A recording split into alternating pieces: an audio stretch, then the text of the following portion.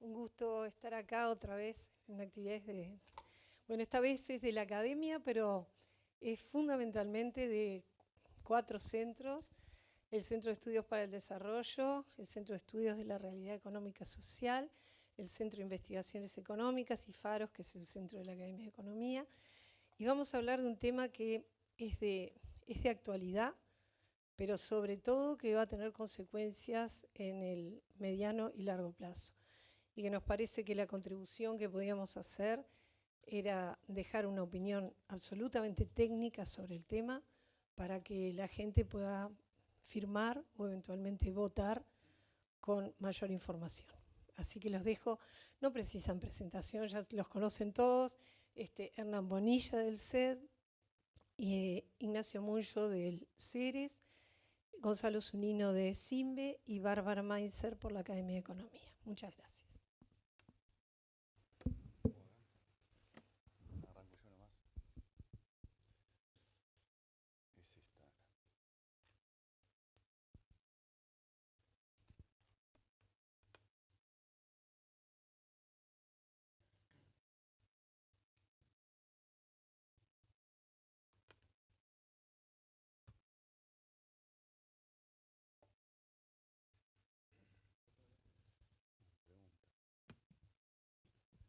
Pregunta. Ahí se ve.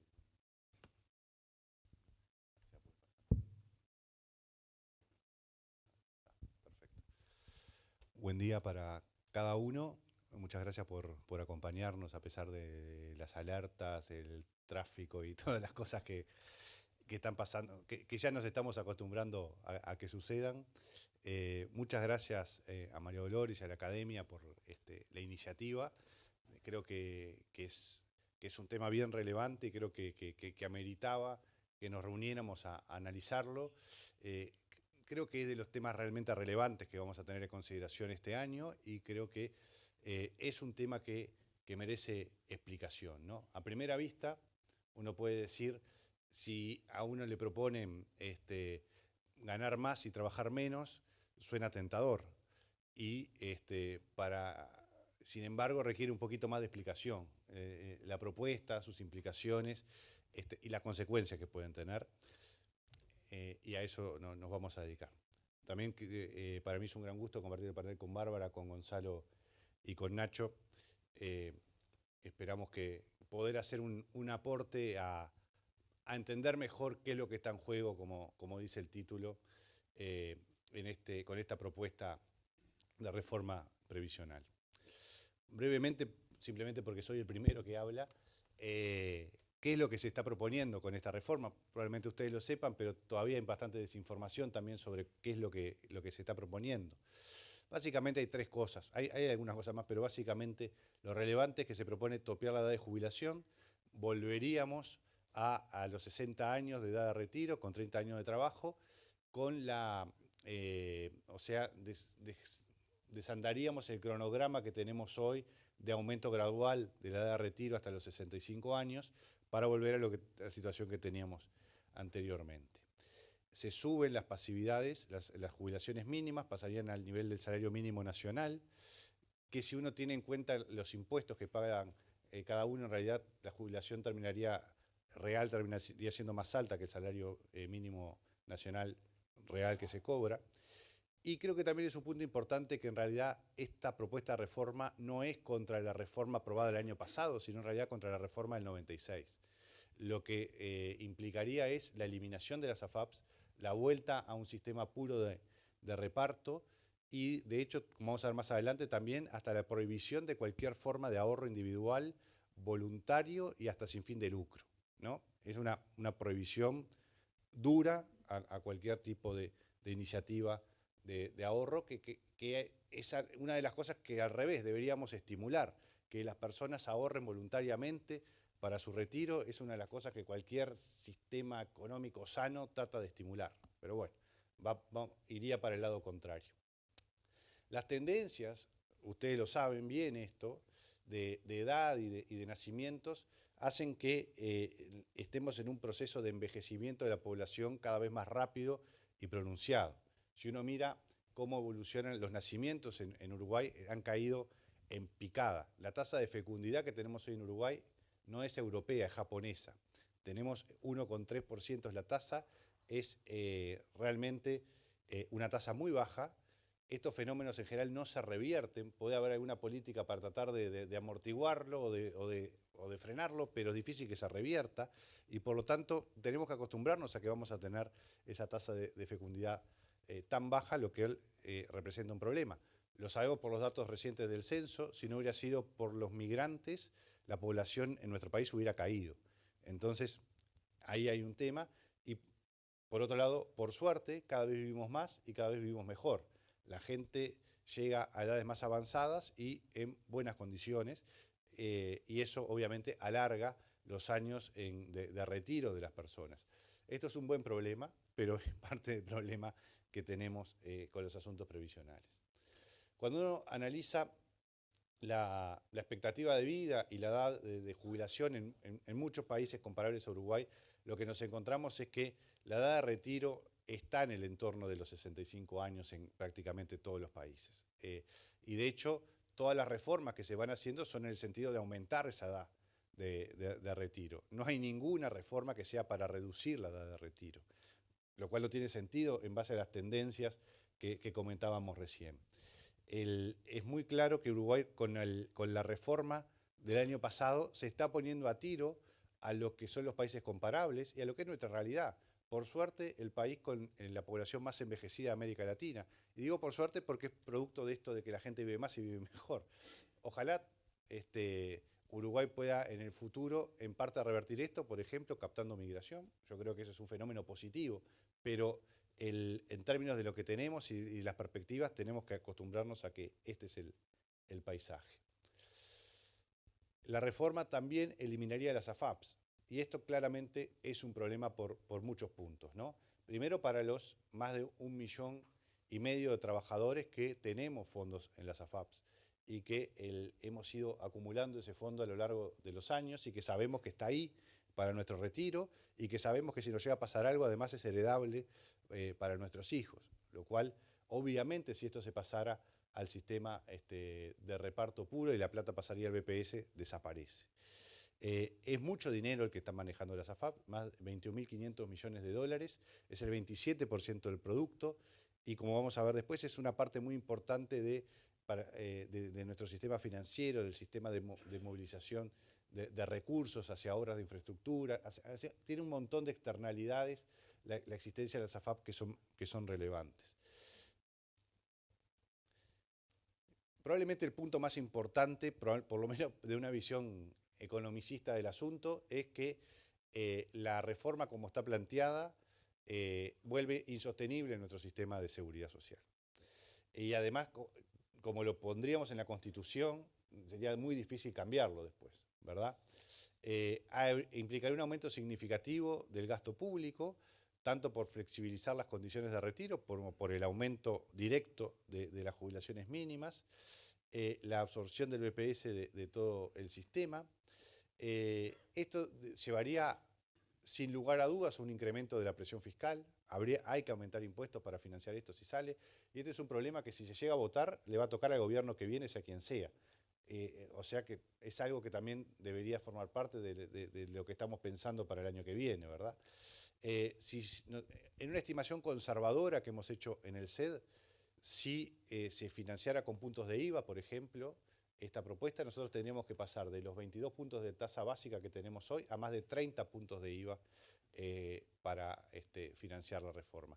Imagínense el impacto negativo de eso en el ingreso disponible de las personas, imagínense para el comercio, para la actividad económica del país en general. Un país que ya tiene una presión fiscal muy alta en la comparación internacional, y eso lo sabemos que es así. Incluso ha estado en el debate que Uruguay no admite una presión fiscal más alta, dicho por economistas de todos los partidos. Esto implicaría un problema claramente muy importante y además, si no se puede financiar todo con gasto, implicaría aumento del déficit, aumento de la deuda, una reversión con la inflación, en fin. Sería un elemento de inestabilidad macroeconómica que el país no tiene. Y en momentos en que estamos consolidando justamente la estabilidad macro, con la regla fiscal, con la baja de inflación, con la mejor nota de riesgo país de nuestra historia. Meterse en esto realmente es muy complejo. Nuestra proyección es que del 10% del PIB actual, que implica el sistema de pasividades, en una trayectoria estable pasaríamos a que fueran más de 15 puntos del PIB. Obviamente esto es lo que está detrás de los problemas de sostenibilidad que comentaba recién. Hay otros problemas económicos, además, que implicaría la reforma. Los problemas en el sistema financiero, como comentaba antes, por la importancia, el tamaño que tienen las AFAPs para el sistema financiero de nuestro país. Yo creo que pondría en riesgo el grado inversor de Uruguay, porque la bomba de gasto que implica esto realmente sería algo que cualquier persona que esté mirando el riesgo que tiene Uruguay nos desviaría de esta trayectoria en que hemos venido mejorando la nota y el riesgo país. Tenemos el menor riesgo país de América Latina, algo que no teníamos hace pocos años. Esto lo comprometería seriamente. Ni que hablar el daño reputacional a Uruguay. Esto de que somos un país estable, con reglas de juego predecibles y demás, se pondría en cuestión con la aprobación de la reforma. Y como comentaba al principio, también las restricciones hasta al ahorro y hasta el ahorro voluntario de las personas y hasta el ahorro voluntario sin fines de lucro es una exageración sin sentido. Yo creo que producto de una propuesta, más allá de lo que uno opine de fondo, además está mal pensada, mal planeada y radicalizada. Otro punto importante creo que es el de las inequidades intra e intergeneracionales. Todos, ¿cuánto me queda? Bien. Todos estamos hablando de la importancia de la primera infancia, ¿no? Y de lo importante de la pobreza infantil que tenemos, que es con un dato realmente muy alto. La diferencia entre la pobreza infantil y las personas de más de 65 años, como ustedes ven en el gráfico, es muy grande. La prioridad fiscal no tiene que estar en las personas de más de 65 años, tiene que estar en la infancia. Es la inversión más redituable y es lo más justo. Y si sale esto, olvídense de destinar fondos a la niñez, a la educación, a la salud o a cualquier otra cosa que queramos. No va a haber margen para otra cosa. Y creo que esto también es importante ponerlo sobre la mesa. Quien esté a favor de esta reforma, que no hable de la primera infancia.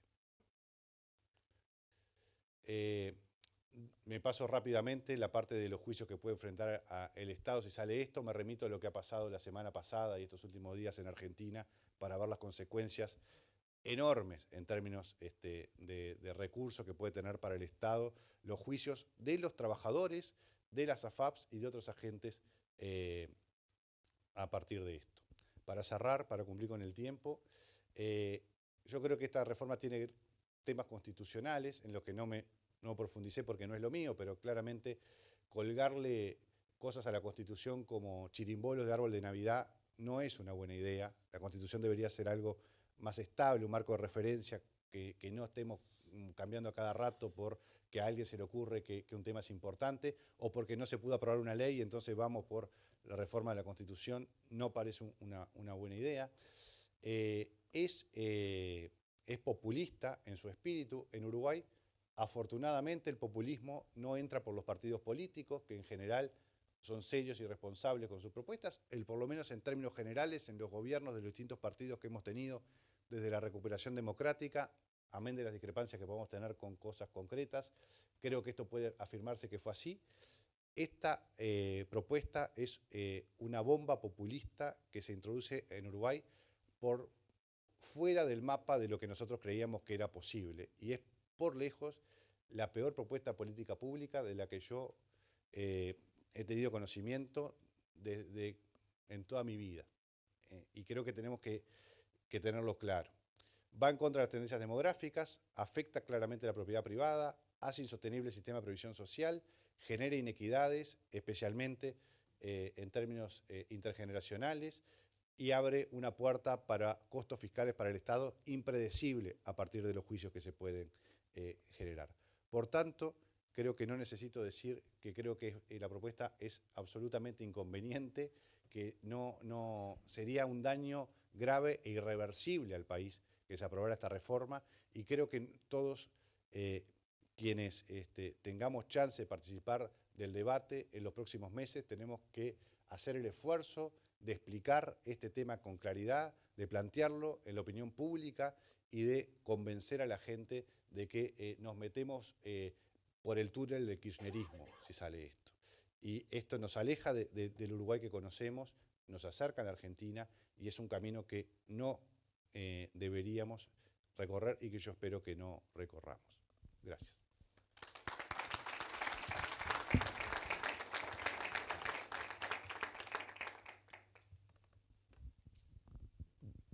Bueno, buenos días para todos. Es un placer poder compartir un panel con Bárbara, con Gonzalo, con Hernán, tan distinguidos colegas y amigos. Nuestra presentación obviamente está muy alineada con todo lo que acaba de decir Hernán. De hecho, como van a probablemente notar al final del panel, hay un acuerdo bastante grande en las conclusiones y en los problemas. Incluso también ahora, ante el público que aquí estamos, me siento como, por ejemplo, no sé, Hernán Navascués hablándole del decanato de los socios de Nacional. O sea, es un tema muy complejo porque estamos muchas veces hablando a personas que están también convencidas de que esto es complicado, pero tenemos que hacer un esfuerzo grande para trascender esas fronteras, algo que no es sencillo.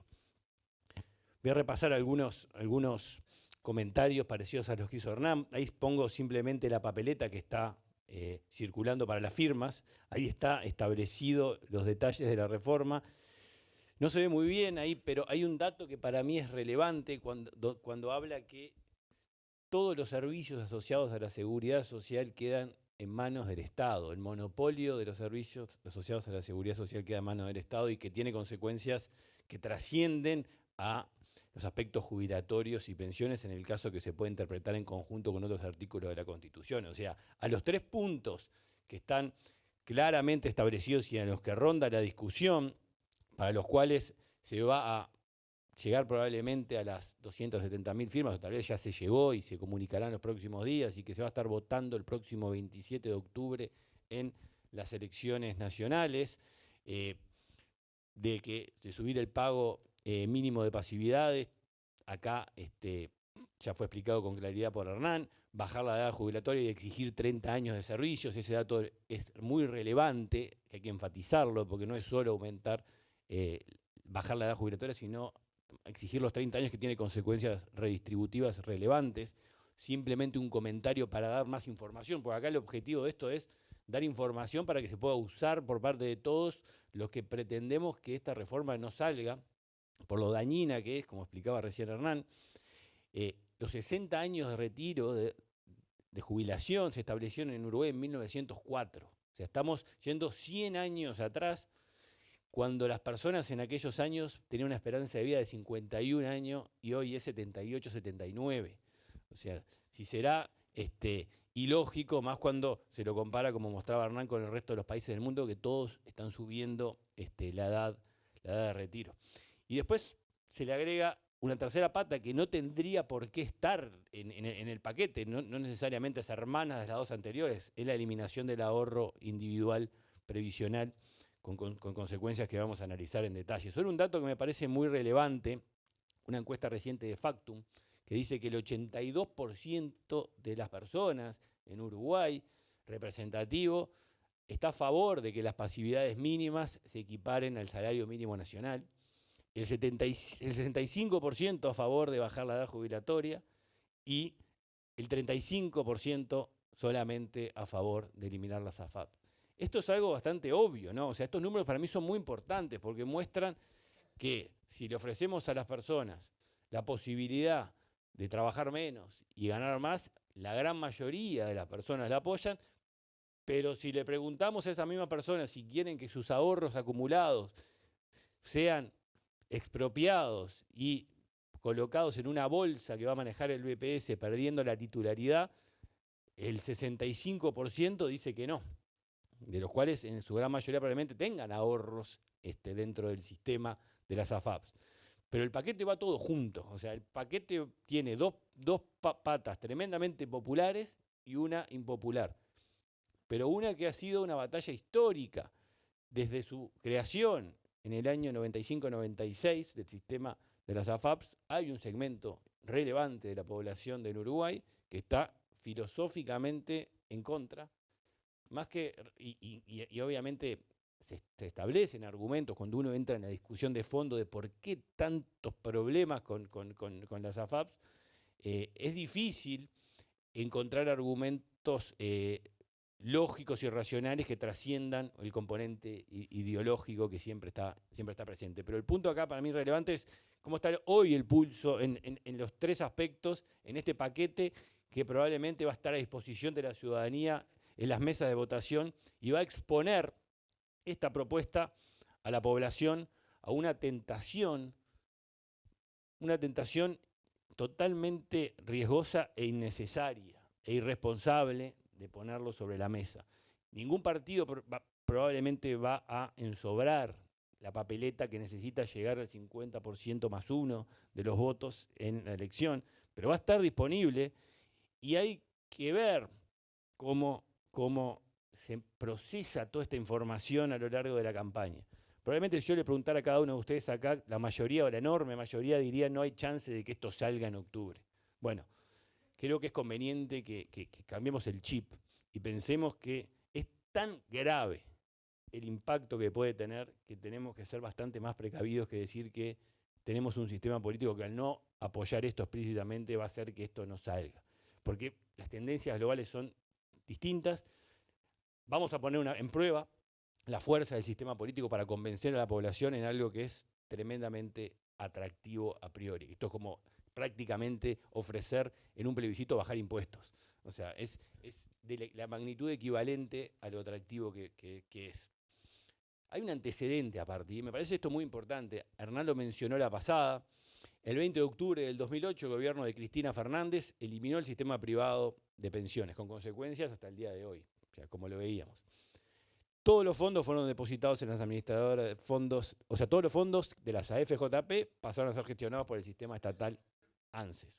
¿Qué pasó esto? Automáticamente bajó la calificación de riesgo soberano de B a B- al día siguiente y aumentó 520 puntos básicos el riesgo país en 2 días en Argentina, ya en niveles muy elevados, ¿no? Porque también hay que entender que estaba en un proceso de Cristina de avanzar en muchos frentes y también una necesidad financiera, que este es un punto relevante, porque estos son recursos que se apropia nuevamente el Estado, que a través del BPS va a tener, en la medida que se hagan líquidos los recursos de la AFAP, por eso se plantea la creación de un fideicomiso en la reforma que va a administrar estos recursos para ir haciéndolos líquidos de la forma más rápida posible, para con eso poder ir pagando los nuevos gastos gigantescos que va a generar el sistema, pero que también pone, obviamente, primero que no va a alcanzar, se va a acabar rápidamente, pero también pone a disposición para otros objetivos en el corto plazo, ¿no? Como pasó en países que han hecho experiencias similares. A mí me gusta siempre comparar a nivel internacional dónde estamos parados. Y hay un ranking global de pensiones que en el año 2003 incluía a más de 50 indicadores que tienen en cuenta la suficiencia, la sostenibilidad y la integridad de los sistemas de pensiones. El número 1 en el mundo es Holanda, Países Bajos.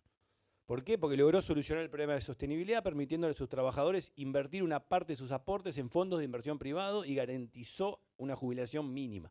Componentes que tiene el sistema uruguayo que se fue modificando en las 2 reformas, la última del año pasado. Uruguay está 15 en el mundo. O sea, tenemos un sistema que está 15. Y nos queremos parecer con esta reforma al último, al que está peor en el ranking, que es el sistema argentino. Es importante tener conciencia de esto, porque lo que se plantea en una de las patas centrales es una experiencia que ya ha fracasado rotundamente del otro lado del Río de la Plata. Voy a resumir muy rápidamente las consecuencias que podría traer si esto se aprueba, todas juntas, muchas de las cuales ya fueron analizadas perfectamente por Hernán, pero siempre es bueno enfatizarlo, porque esto es cuestión de dar información para que la pueda utilizar la opinión pública. Lo primero, así, o sea, de un día para el otro, o sea, hay una suba del gasto por mayores pasividades del entorno de los 1.100 millones de dólares, un punto y medio del PBI, que obviamente se genera cuando se tienen que equiparar jubilaciones y pensiones al salario mínimo nacional. Esto es casi que el día que se aprueba esto y se empieza a implementar, hay 1,5 punto del PBI de gastos nuevos para equiparar fundamentalmente pensiones. El salario mínimo nacional no está tan lejos de la jubilación mínima, pero sí está lejos de muchas de las pensiones que en este país existen en muchas áreas. Después está el aumento asociado por la baja de retiro. Acá son estimaciones que han circulado con fuentes muy, muy certeras, que son valores similares a las que se manejan, del entorno de los 3.000 millones, 4 puntos del PBI, que obviamente incluye las consecuencias de tener que deshacer lo que se logró en el 2023, de unificar hacia el futuro, en tendencia, a la uruguaya, lentamente, pero lograrlo al fin de unificar las cajas, y esto se da marcha atrás y lo que implica desde el punto de vista fiscal esa marcha atrás, que es mucho. Estos 2 puntos, 1 y 2, naturalmente, diría yo, inevitablemente va a inducir a... Perdón, este punto extra de gastos es lo que decía Hernán de potenciales juicios del Estado por los fondos que se manejan y por los lucros cesantes por las comisiones previstas hasta el retiro de los afiliados, que es parte de lo que está dentro del plan de negocios de las instituciones que se dedican profesionalmente a esto, y que muchas de ellas son obviamente de capitales internacionales que confían en el Uruguay.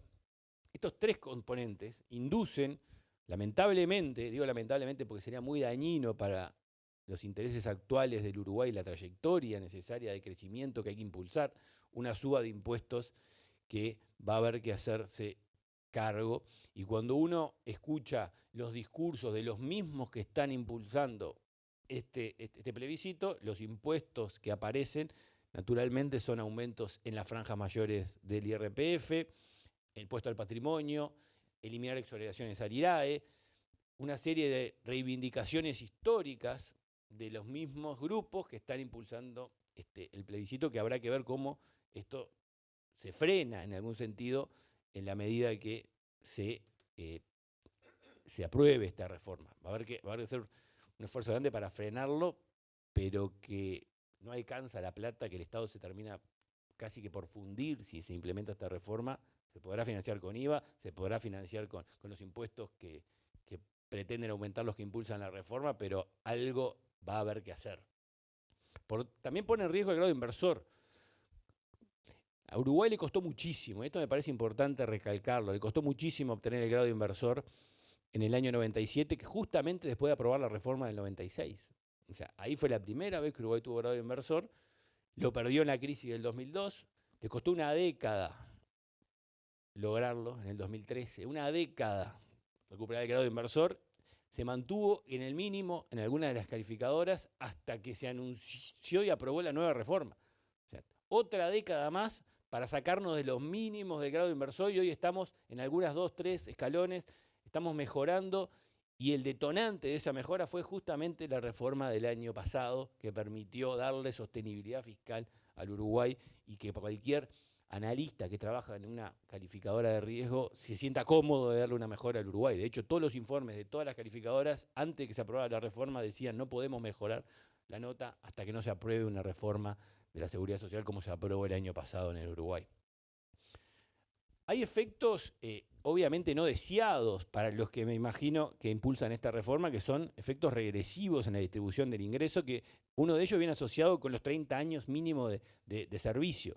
Hay datos contundentes de estudios que se han hecho de las personas que logran los 30 años de servicio, y son las que tienen mayores ingresos y mayores educación. Y los que tienen menores ingresos y menores educación están lejísimos de lograr los 30 años de servicio. Por lo tanto, ahí se genera un problema fuerte que deteriora la situación actual, el sistema que hoy tenemos en materia de distribución del ingreso.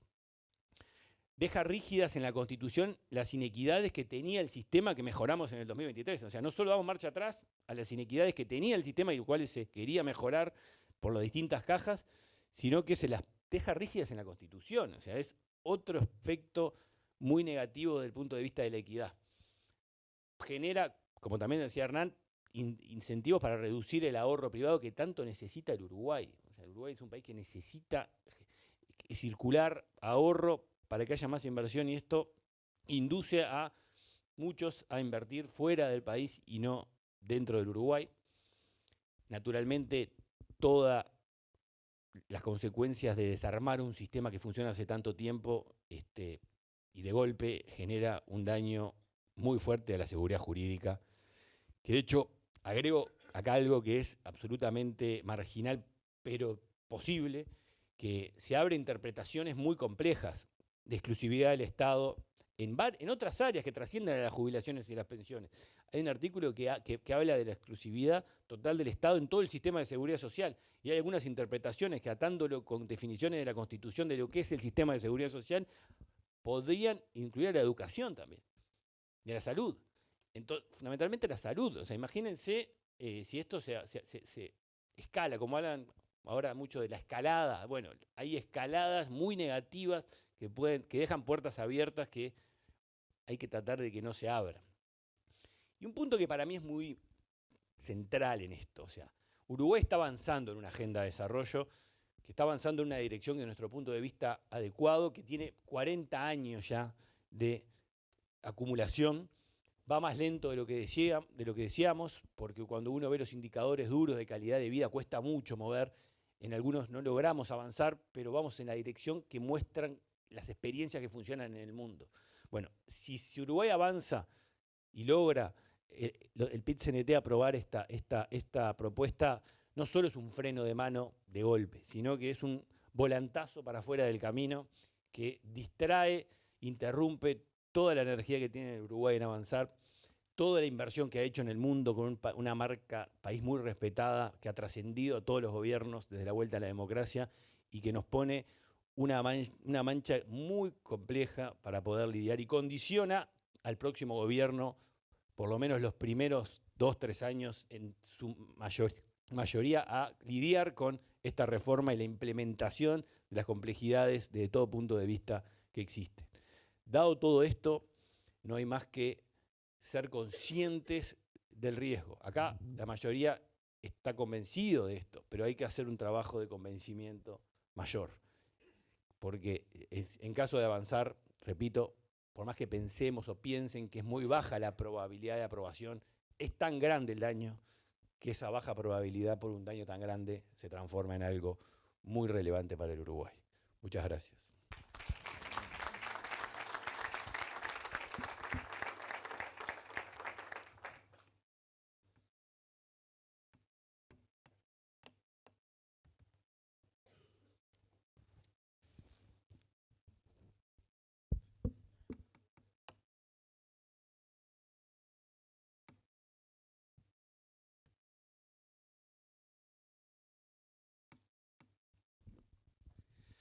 Hola, bueno, muchas gracias por la invitación a esta actividad. Rápidamente voy a tratar de, así cumplimos con los minutos, de plantear mi posición de por qué creo que esta reforma no aborda de forma adecuada los desafíos que hoy enfrenta el sistema de seguridad social.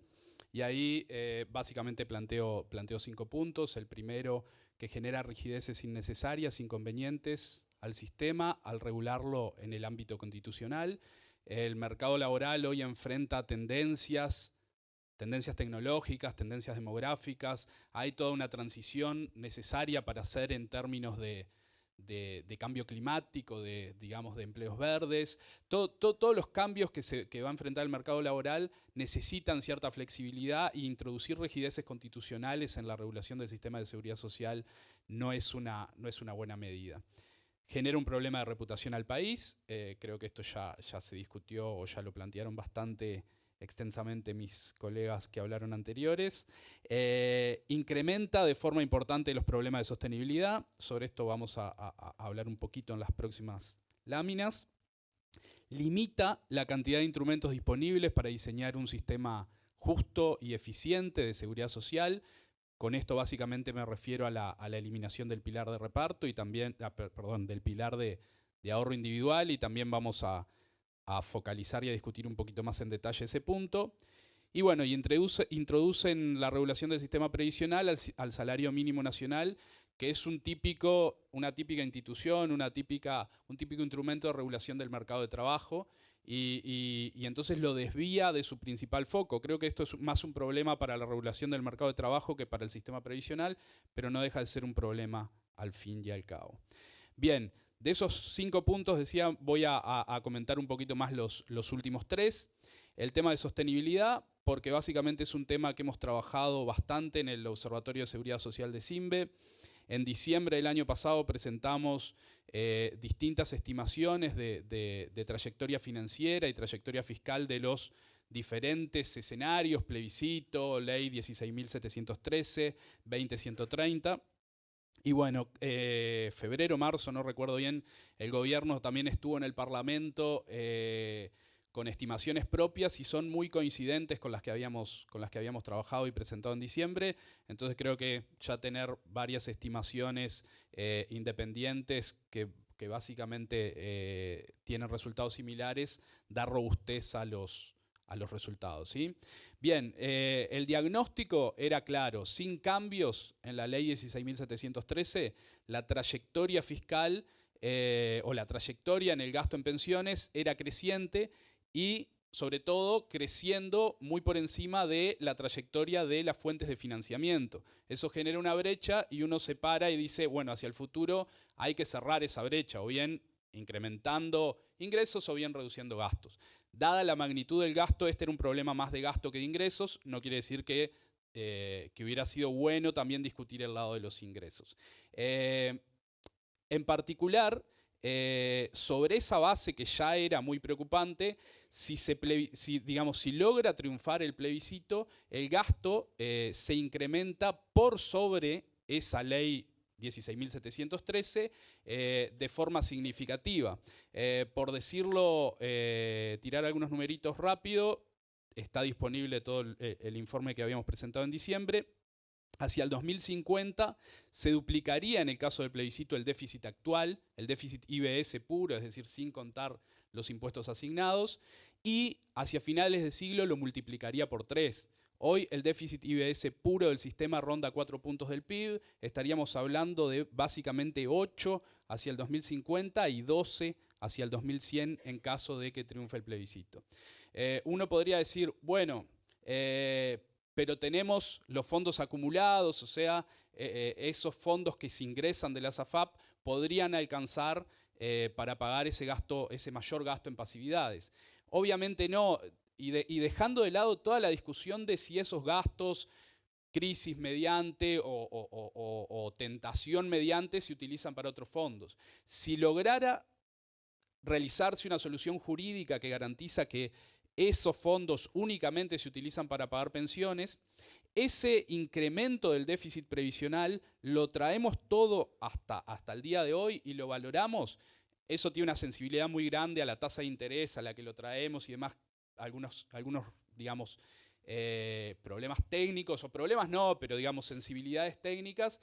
Eso al menos vale 40 puntos del producto. Y lo que estamos, los activos acumulados en la AFAP hoy valen 26,5, 27 puntos del producto, ¿sí? Y bueno, y dependiendo del escenario de tasa de interés que consideremos, ese incremento del déficit puede irse hasta casi 95 puntos del producto, casi un PBI entero, ¿sí?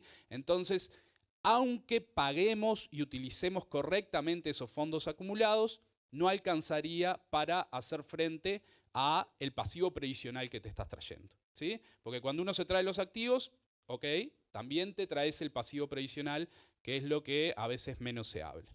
Bien, ¿por qué la reforma incrementa el gasto? Porque decimos, ¿y por qué ese mayor gasto en pasividades no lo podríamos pagar con los activos previsionales? Bueno, en primer punto, pero creo que menos interesante en este caso, es porque aumentan las jubilaciones y pensiones mínimas. Nacho estuvo hablando de esto hace unos minutos, ¿no? Esa equiparación al salario mínimo nacional. Creo que más interesante para discutir es ese aumento del gasto previsional ocurre porque las jubilaciones del sistema de reparto contienen subsidios implícitos, ¿sí? Es decir, lo que se recibe por prestaciones en la amplísima mayoría de los casos supera a los aportes realizados durante la etapa activa, ¿sí? Si no, uno podría decir, bueno, lo que te traes, digamos, el esquema de pilar de ahorro en general cierra actuarialmente, es decir, lo que uno aportó, después paga las jubilaciones. ¿Por qué en este caso te traes 23 puntos y tenés que pagar al menos 40? Porque el esquema de reparto paga jubilaciones altamente subsidiadas. Y bueno, parte de esos subsidios son muy justificados, parte no, ¿sí? Esos subsidios obviamente se incrementan si se paga la jubilación por más tiempo, y se incrementan mientras mayor peso tiene en el cálculo jubilatorio el pilar de reparto. En este caso, en caso de aprobarse, el pilar de reparto pesaría el 100% y por lo tanto esos subsidios serían mayores. Acá simplemente dos comentarios. Uno, no hay reforma posible que contenga el gasto, que solucione los temas de sostenibilidad y no afecte la generosidad de las prestaciones, ¿sí? Entonces, siempre que estamos parados ante una reforma y quien impulsa la reforma dice acá nadie pierde o acá nadie sale peor que con el régimen previo, sospechen, porque si es así, no va a solucionar los temas de sostenibilidad fiscal, ¿sí? Hay que ver si uno es lo que está buscando, pero bueno, no hay reforma posible donde nadie salga peor que antes y se resuelvan los problemas de sostenibilidad. Y el desafío entonces, decíamos, es eliminar los subsidios donde no son necesarios. Hay muchos subsidios que son justificados, otros que no. Es ahí donde yo creo que un sistema multipilar y en particular el pilar de ahorro individual cumple un rol bien importante. Uno podría decir, bueno, los sistemas previsionales tienen distintos objetivos. Evitar la pobreza en los adultos mayores, facilitar la transferencia de ahorros desde la etapa activa a la etapa pasiva. Esto que parece, digamos, simple, no es tanto. Los individuos considerados en sí mismos tienen dificultades para generar ese ahorro, en parte por problema de educación financiera, en parte por problema de oferta de productos que para el trabajador común no son tantos, digamos, que le permitan llevar ahorros a una tasa de rentabilidad adecuada, y también porque la centralización de esto permite diversificar riesgo y tener un portafolio de inversiones bastante más eficiente que si uno lo hiciera individualmente. Otro punto o otro objetivo de los sistemas de seguridad social es asegurar reemplazo en los ingresos al ingresar a la etapa pasiva, es decir, que el salto de la etapa activa a la etapa pasiva no sea tan brusco, y podríamos agregarle también objetivos redistributivos. Objetivos múltiples. Objetivos múltiples siempre son más fáciles de tratar con instrumentos múltiples. Uno podría decir, bueno, tengo un pilar 0 fuerte para evitar la pobreza en la edad adulta, tengo un pilar 1 de reparto que me permite concentrarme en suavizar, digamos, el reemplazo al pasar a la etapa pasiva, en objetivos redistributivos, pero a partir de determinados montos de ingreso, básicamente el sistema lo que debería hacer es simplemente ayudarle al individuo a canalizar su ahorro desde la etapa activa a la pasiva, ¿sí? Y no tiene sentido ahí estar subsidiando o generando otro tipo de instrumentos que son los que típicamente aparecen cuando uno tiene un solo instrumento, ¿sí? Si yo tengo un solo instrumento, pilar de reparto, me concentro en suavizar el reemplazo, me concentro en evitar la pobreza en adultos mayores, ¿cuál es la consecuencia? Probablemente genero, sin quererlo, una cantidad enorme de subsidios no focalizados y que si utilizara esa plata para tener otro uso, tendría mucha mayor rentabilidad social, ¿sí? Y cuando hablamos de subsidios son miles de pesos. Las jubilaciones, quizá en términos relativos, en algunas jubilaciones altas no es tanto, pero en términos absolutos no dejan de ser miles de pesos mensuales que estamos subsidiando en algunos casos. A ver, un ejemplo claro de lo que digo de esto, un pilar de reparto no necesariamente es más justo, que a veces es el argumento, que un sistema multipilar. Yo creo que el sistema multipilar es más justo y más eficiente. Un caso claro creo que es la caja militar, que se discute frecuentemente, ¿sí? Es una caja que para el colectivo que cubre tiene un déficit enorme y tiene subsidios en jubilaciones que no merecerían tener subsidios. O sea, es un esquema con un solo pilar que trata de apuntar a muchos instrumentos, con un solo instrumento que trata de apuntar a muchos objetivos y genera un déficit gravísimo que hay que resolver. De hecho, yo creo que gran parte de las cosas más positivas de la última reforma es la introducción del sistema mixto en algunos de estos subsistemas, ¿sí? Que permite solucionar ese tema de subsidios. Hablando de ese tema de subsidios, yo creo que si me preguntaran, hoy se hablaba del tema de de los impuestos que habría que poner o en caso de que esto salga. Si a mí me preguntaran cuál es la mejor solución, y ya lo adelanto, la mejor solución es el IAS, ¿sí? Porque si voy a tener un esquema completo, digamos, con una trayectoria de gasto súper alta, con jubilaciones muy subsidiadas, la mejor solución sería, bueno, esos subsidios que te doy al momento del cálculo jubilatorio, después te los quito vía IAS, ¿sí?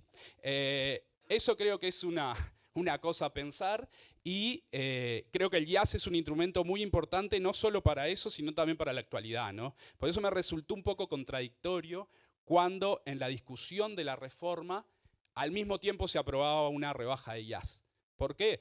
Porque decíamos, las jubilaciones de la ley 16.713 están cargadas de subsidios, ni que hablar todo el stock enorme de jubilaciones que todavía tenemos del régimen previo a la reforma del 96, ¿no? Donde también era 100% reparto. Esas jubilaciones están cargadas de subsidios mal focalizados y creo que el IAS hoy debería ser una herramienta para tratar de corregir ese sistema o ese déficit que tiene actualmente el sistema, buscando que contribuya la contribución de los pasivos que fueron injustificadamente subsidiados por un cálculo jubilatorio no actuarialmente neutro en su momento. Bien, un puntito más, porque acá decíamos, bueno, todo bien con el sistema multipilar, yo creo que ya estoy muy pasado. ¿No? Está. Todo bien con el sistema multipilar, que el pilar de ahorro individual te ayuda a crear ese esquema más eficiente. Pero bueno, uno de los argumentos que hay es, bueno, pero ese sistema es caro. Y entonces, esta es una discusión que pasa a veces con muchas políticas públicas. Decíamos, si esto funcionara bien, es la solución. Pero ojo, si funciona mal es mejor eliminarlo.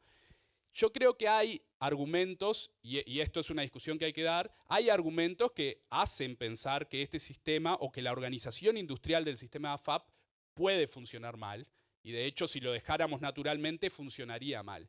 ¿Cuáles son esos argumentos? Es un mercado concentrado, 4 empresas en la etapa de capitalización, una única empresa trabajando en la etapa de descapitalización, o sea, monopolio que te podría cobrar la comisión, no la que quiere, pero digamos, tenés una sola opción para comprar esa renta vitalicia en la etapa de descapitalización. 4 empresas, decíamos, en la etapa de capitalización, que además tienen una asociación que las nuclea, o sea, la potencialidad y la posibilidad de coludir es altísima, ¿sí? Y fallas, además de fallas de concentración, hay fallas de información. Cuando uno mira la historia de cómo ha funcionado el régimen, ha visto que hay brechas de comisiones altísimas entre las instituciones, o ha habido brechas grandes de comisiones entre las diferentes AFAP, y eso no mueve el mercado. ¿Por qué? Porque los individuos no saben qué es lo que se les cobra por el servicio y tienen poca capacidad de reacción ante esa brecha de comisiones. ¿Por qué? Porque en parte no conocen el precio. Bien, fallas de concentración, fallas de información. ¿Eso amerita a quitar el pilar porque funcionaría mal? No, yo creo que no. Yo creo que la solución es regulatoria. Como en todo mercado donde hay fallas de mercado, la solución es regulatoria. Con una regulación adecuada, el sistema funciona y nos aprovechamos de toda la acumulación que ya ha hecho en materia de, digamos, de aprendizaje, de cómo manejar los fondos, que ha sido algo muy bueno. Creo que la regulación no fue buena hasta el 2018.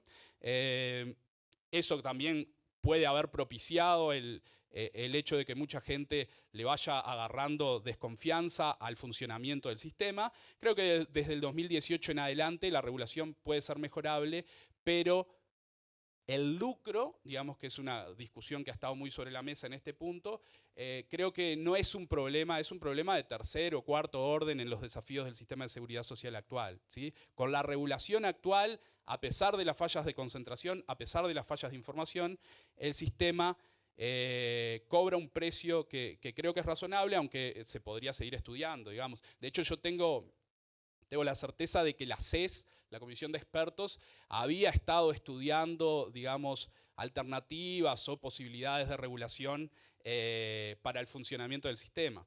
pero les digo, con la regulación actual creo que el lucro es un problema de segundo o tercer orden, quizá más. No es un problema relevante y nunca justificaría la eliminación del pilar con todo lo bueno que te da ese pilar, ¿sí?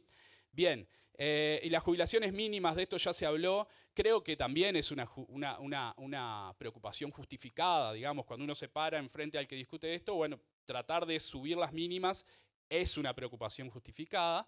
El tema es a cuánto y con qué instrumentos, ¿sí? Y ahí decíamos, bueno, o lo planteo como pregunta, ¿es razonable que el mínimo que garanticemos sea el mismo mínimo que le garantizamos a un trabajador full time con el salario mínimo nacional?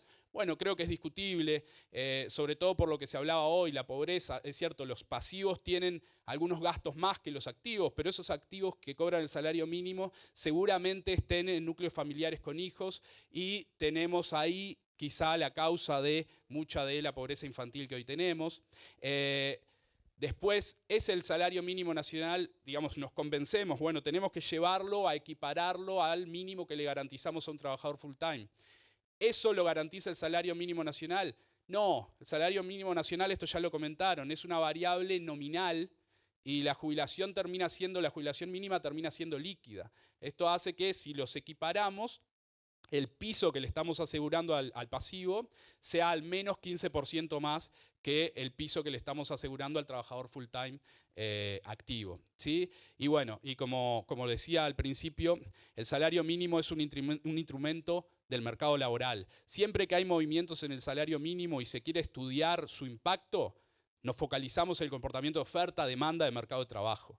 Si a ese instrumento, un instrumento múltiples objetivos, lo utilizamos para el sistema previsional, se va a distorsionar eso y perdemos una buena herramienta de regulación en el mercado de trabajo, que es un mercado también que merece tener una regulación adecuada. Bueno, muchas gracias.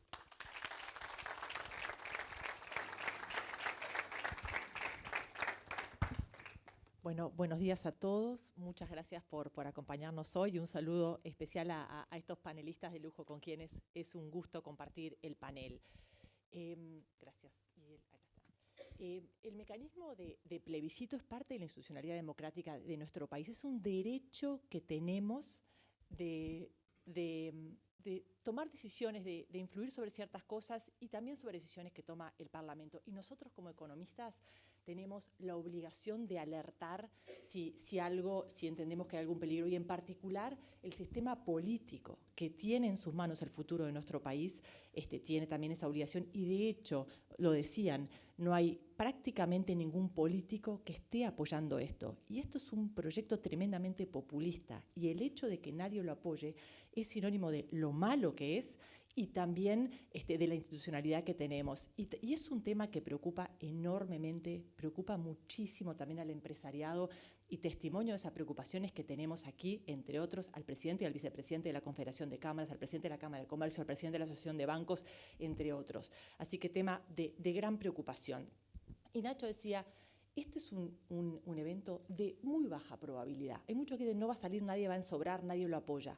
Pero es un evento de tan alto impacto que tenemos la obligación de atenderlo, porque si esto sale adelante es un problema muy, muy, muy grande. Y parte del problema que tenemos es que es algo muy complejo. Esto requiere una mirada intertemporal. Son temas extremadamente complejos de entender. Ahora voy a ir a una diapositiva para ir un poquito más a eso, ¿no? Y parte del tema también es que es un tema nuevo. Nuestros abuelos se jubilaban con la jubilación del BPS y eso hoy es diferente, ¿sí? Y por algo muy bueno, y es que vivimos mucho más tiempo. Y por algo no tan bueno, y es que cada vez hay menos activos para financiar a los pasivos. Y este proyecto también despertó alerta en gran parte del sindicalismo. Y quiero destacar, mientras esto se discutía dentro del PIT-CNT, AEU repartió un comunicado que creo que es de las defensas más fuertes o los argumentos más fuertes contra este proyecto y entre otros hablaba de los impactos sobre los derechos, limitaciones a la protección social de algunos sectores, afecta a la equidad y la justicia, incrementa el déficit de todo el sistema sin promover fuentes de financiamiento y mencionó eventuales juicios, ¿no? Y yo luego de un desafío ir cuarta luego de ellos, y quiero intentar dar otra mirada, ¿no? Y repasar cuáles son las consignas de esta campaña. Bueno, son muy loables muchas de ellas, pero son completamente irrealizables. Si a mí me preguntan, ¿no? ¿Querés trabajar, vivir, trabajar menos y ganar más? Y bueno, la mayoría de la gente dice eso, pero eso no es posible. Y rápidamente quiero analizar otra mirada de estas consignas para luego avanzar sobre el punto central que quería compartir. Promueve la solidaridad intergeneracional. El acuerdo implícito en los sistemas de reparto es que los actuales activos financian a los anteriores pasivos. ¿Pero es solidario un sistema que carga una mochila cada vez más pesada en las generaciones futuras? Un amigo un día me dice, para mí es mucho más solidario ocuparme yo de mi jubilación que sean mis hijos los que se tengan que ocupar de ella, ¿no? Y para que haya justicia entre generaciones, precisamos sustentabilidad financiera para que las generaciones que vienen también puedan tener una jubilación digna. Y no se puede lograr sustentabilidad social sin sustentabilidad financiera. Así que yo creo que el sistema que proponen no es para nada solidario. Luego, equiparar las pensiones y jubilaciones al salario mínimo no solo brinda un piso digno de ingresos, sino que también promueve la solidaridad, el plebiscito a favor de las personas vulnerables. Bueno, ya lo dijeron, ¿no? Podemos tener personas que perciben una pensión, una jubilación, y ambos son salario mínimo, ¿no? Al salario mínimo, y encima en el líquido es mayor que el salario mínimo de alguien que está en actividad. Y eso sin considerar otras fuentes de ingreso de la familia. Imaginen a alguien que tenga rentas muy, muy importantes y encima tiene este subsidio por las... O sea que en ese sentido no necesariamente hay equidad. No asegura el mismo tratamiento ante idéntica contingencia social. Personas muy diferentes reciben el mismo tratamiento y eso no está bien. Es algo que se intentó corregir con la reforma del año pasado, ¿no? Bueno, decíamos lo de las pensiones líquidas. Y luego, la población más vulnerable, donde se concentra la mayor pobreza, es la niñez. En la niñez se concentran la pobreza de la niñez es 10 veces mayor que en la población adulta, y la población adulta es donde hay la menor pobreza en nuestro país. Y el último punto que quería comentar de firmar para no trabajar 5 años más de nuestras vidas. Lo que creo que fue Nacho que decía, sobre finales de 1800 instauramos el sistema de seguridad social en Uruguay, y en 1904 la edad mínima se estableció en 60 años. Hoy la expectativa de vida es 30 años más. Pero cuando nosotros miramos otro tipo de poblaciones como caja bancaria, la expectativa de vida a los 60 es más de 30 años más. O sea, esta diferencia es particularmente mayor en poblaciones con mayores ingresos. Van a cobrar jubilación por mucho más tiempo, ¿sí? Pero además, a los 60 años de trabajo, no todo el mundo llega a 30 años de aporte. Los que sí llegan a 30 años de aporte son los empleados públicos, empleados bancarios, poblaciones con mayor nivel de ingreso. Entonces, esto de que la gente se puede jubilar a los 60 años, los más vulnerables no van a poder. Y en ese sentido, la inequidad es aún mayor bajando a los 60 años, porque los que vamos a llegar somos las personas como nosotros, ¿sí? Y no las personas. Entonces, hay veces que las reformas perjudican justamente a quienes más quieren beneficiar, y en muchos casos es el caso acá. Y yo acá quiero compartir proyecciones no me voy a detener porque ya lo hicieron, me tengo que parar porque no veo,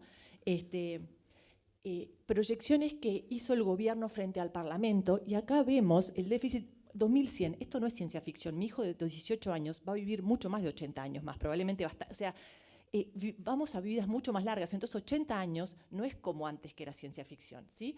El déficit que se estimaba del sistema era 2%, y ahora con la reforma va a pasar a ser 8,1%, incluyendo fuentes de financiamiento que Gonzalo habló sin ellas. Miren lo que es la tendencia del aumento de gasto. Es terrible, y esto en la población que tiene mayores ingresos. Y después, esta película nosotros ya la vimos en Uruguay, ahora voy a eso. Pero a las cifras anteriores, estas que yo mostraba, esto es solo el BPS, y sumamos caja militar, caja bancaria, caja notarial y la de profesionales universitarios. Si sumamos todo eso, bueno, el gráfico no me entra aquí. ¿Y quién va a financiar el déficit de estas cajas? La población. Justamente estas son las poblaciones más beneficiadas, ¿no? Y después, y otra cosa, el año pasado, caja bancaria, fruto del diálogo social y acuerdo entre trabajadores, empresarios, gobierno y jubilados, entre todos llegaron a un acuerdo. Toda la población afectada llegó a un acuerdo y ahora otra población va a modificar ese acuerdo y la verdad que no, eso no está bien. Esto es fruto del diálogo social y esto otro barre con ello, ¿no? Y después, ¿cuál es la tasa de aporte a la que tenemos que ir para financiar todo esto? Esta. Y esto va a terminar siendo un desincentivo terrible al trabajo. Justamente esta reforma atenta contra la sustentabilidad misma del sistema por doble motivo. Y esta película ya la vimos en Caja Bancaria.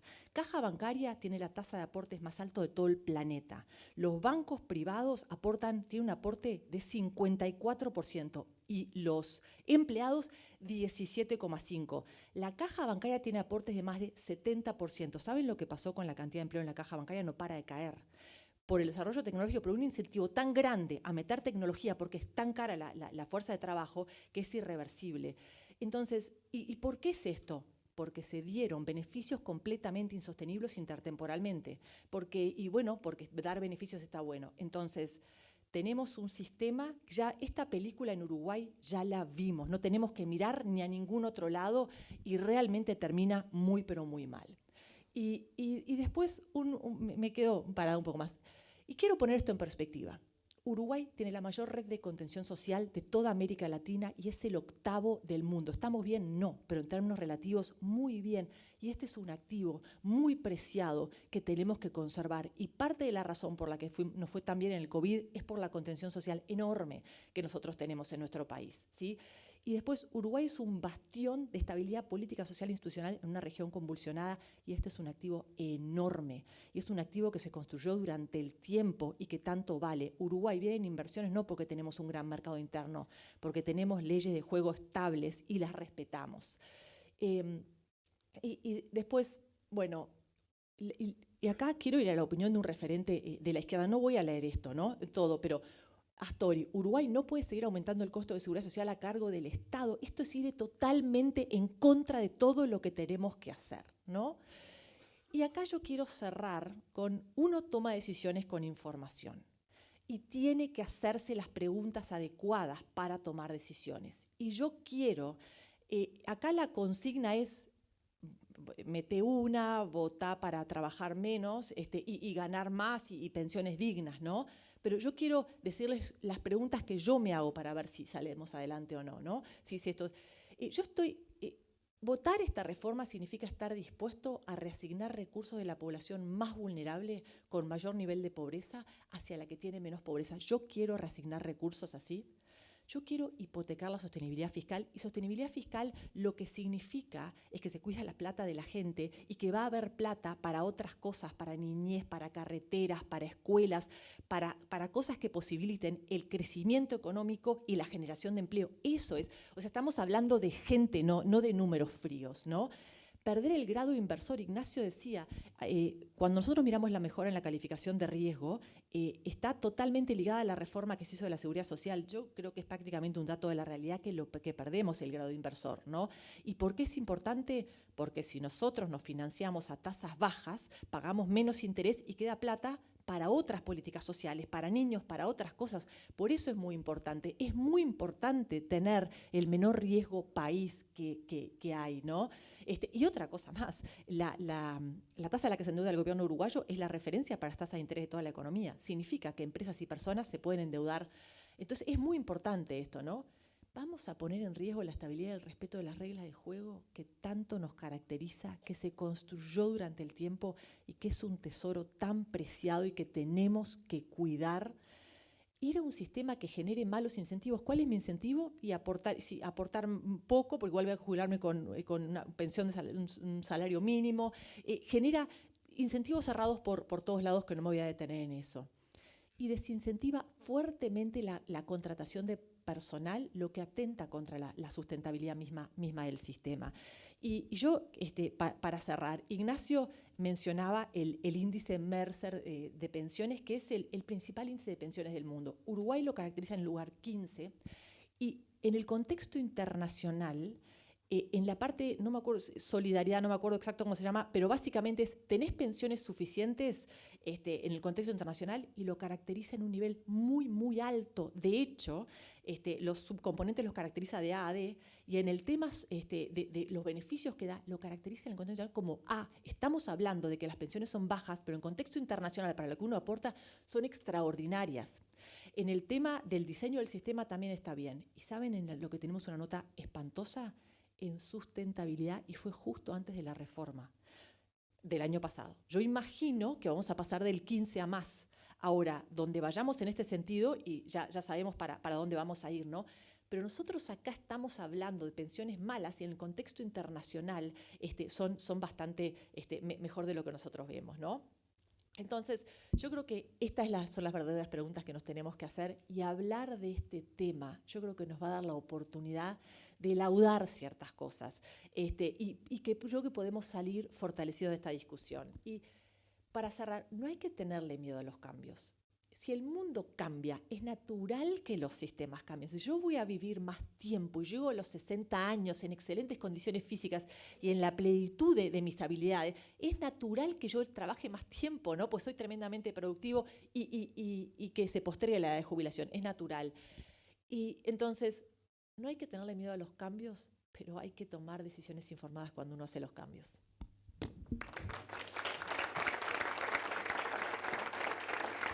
Creo que nos quedan 15 minutos. No, bueno. Las preguntas por WhatsApp, llegó una sola, qué timidez.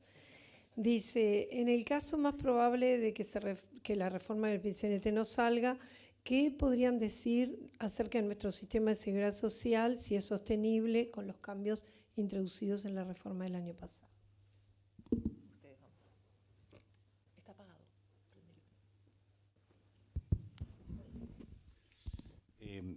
Yo creo que sí, lo que comentaban de cómo, creo que era Nacho que lo comentó, de que cómo impactó positivamente también en la suba de la calificación de Uruguay en calificadoras de riesgo, la aprobación de la reforma.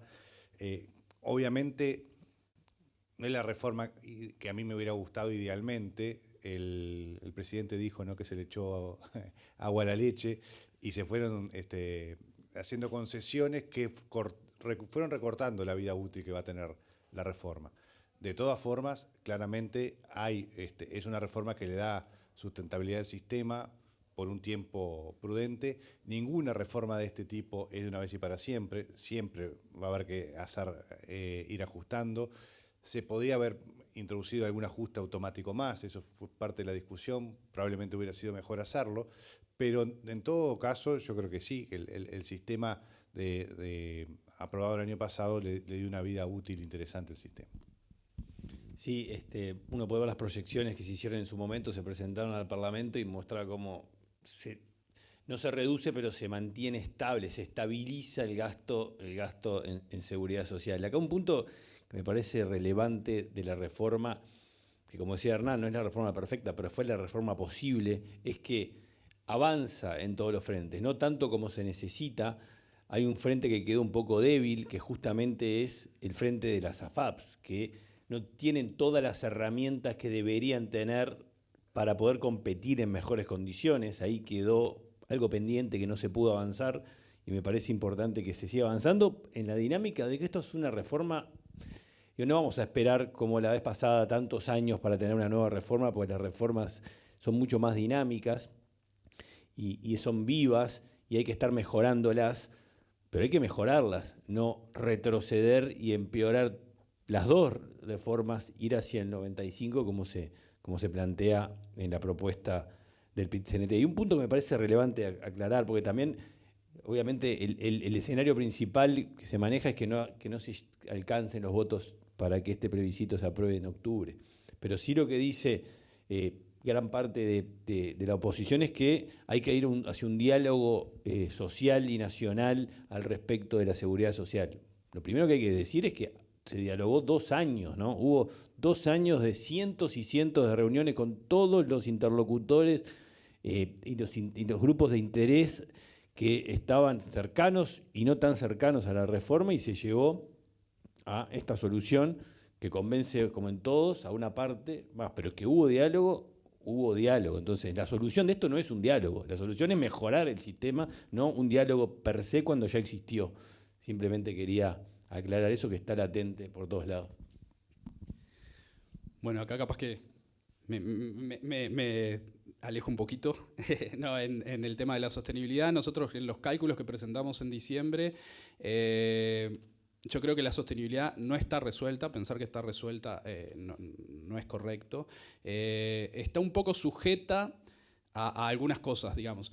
Las proyecciones que presenta el gobierno tienen implícita una caída de la masa salarial en el PBI, que si uno no supone que la masa salarial va perdiendo peso en el PBI, eso cambia un poco el escenario de proyecciones.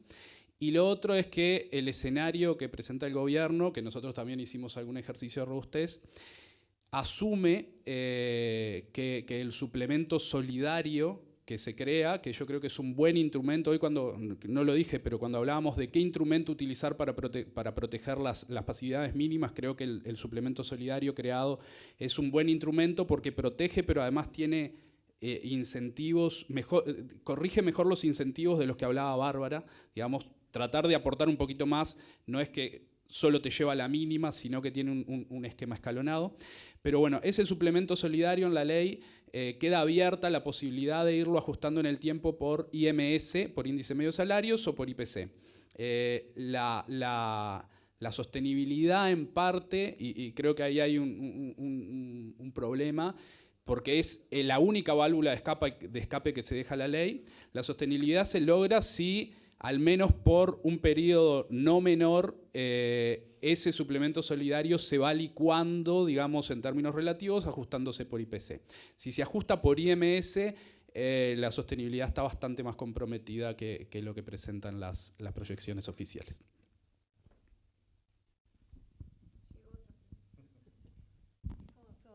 Ahora son las 3 de la tarde y sí. Bueno, a ver, me voy a poner... no puedo evitar un comentario. De lo perfectible de la reforma, sobre todo en la parte de descapitalización, en la parte de desahorro, digamos, que hoy por hoy los afiliados van y te dicen, caramba, con los intereses de un bono del Tesoro logro más que la renta vitalicia y me quedo con el bono. No tenés argumento para eso. Bueno, en fin. Bueno, felicitaciones por el evento, muy buenas las exposiciones, pero no solo se está predicando entre convencidos, sino que los argumentos son fundamentalmente técnicos, pérdida de grado de inversión, sostenibilidad financiera, etc. ¿Cuáles serían los argumentos más llanos a plantear a quienes no manejan estos términos al trabajador común de por qué no debería votar? Creo que algo... Yo creo que ese es el desafío que tenemos los economistas, hablar en palabras fáciles un tema tan complejo, ¿no? Y yo creo que temas de equidad, yo creo que yo con mi trabajo y mis ahorros voy a financiar mi jubilación. Yo no quiero que mis hijos lo financien, ¿no? Y otro tema es eso de trabajar hasta los 60 años. La gente más vulnerable no tiene 30 años de aporte para jubilarse con 60 años. La gente que se va a jubilar con 60 años es justamente la gente que vos no querés proteger, ¿no? Entonces, creo que los argumentos que tenemos que decir es justamente justicia intergeneracional, por equidad, para poder tener plata, para poder dedicar al futuro de nuestro país, que son los niños donde se concentra la pobreza. Yo creo que esos son argumentos, ¿no? Y acá economía es una ciencia social que atrás de todo hay gente. Yo creo que esos argumentos son fuertes, ¿no? Y cuando yo estudié en el exterior aprendí una cosa, y es que tenés que explicar pocas cosas, ¿no? Y 3 cosas de 3 formas diferentes. Y yo creo que por ahí vamos, ¿no? Es un retroceso importante en la confianza en nuestro país, la posibilidad de financiarnos a tasas razonables. Uruguay se destaca en el contexto internacional y esto realmente va a ser muy, muy complejo. Yo creo que la analogía con las cosas, ¿no? Cuando uno no cumple los compromisos, no paga en tiempo y forma, tiene empleo sin... No sé, cuando las reglas de juego cambian y bueno, todo se complica. Yo creo que el comentario es casi una misión imposible. O sea, esa es la verdad. Estos temas que estamos hablando acá es muy difícil de trascender, y todo lo que dijo Bárbara es razonable, pero creo que es tremendamente difícil que eso trascienda a la mayoría de la población. Creo que la esperanza viene por un lado, desde mi punto de vista, una de las patas. Hay dos que son imposibles de rebatir: la suba de las jubilaciones y pensiones y la baja de la edad jubilatoria. Por más que sea antinatural, lamentablemente la gente no quiere trabajar más. En mi experiencia, cuando desde Ceres empezamos a hablar de este tema en el 2020, cuando uno de los primeros informes que hicimos en el 2020 fue sobre la reforma, y fui a varios canales en la tele, y me pasó una cosa interesante. Por la calle me pararon 2 o 3 personas, adultos, y me decían, pero nos quieren hacer trabajar más, nosotros nos queremos trabajar más. O sea, la reacción automática fue el no querer trabajar más. Entonces, puntos 1 y 2, creo que es una batalla perdida. La esperanza viene por la expropiación de los ahorros. Eso creo que es lo único que la gente puede entender, que le van a sacar la plata de él y de sus hijos. Es lo único que yo creo que es explicable y que puede hacer que esto no salga. Yo quiero ir a un ejemplo que me es cercano. En caja bancaria los trabajadores no querían trabajar más, se querían jubilar, y menos los que estaban por encima del tope. Y entendieron de que no había otra forma. Entonces, ¿qué es lo que tuvimos? Un sindicato responsable que se dio cuenta que no había otra cosa y le dijo a los trabajadores, esto es lo que tenemos que aceptar. Los jubilados votaron un aumento de impuestos de 4%.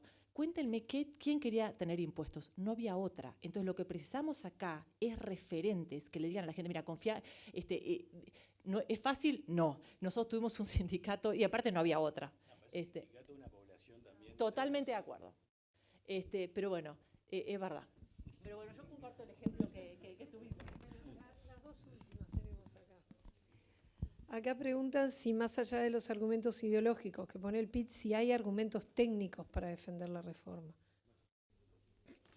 Todo lo que se habló hasta ahora. No.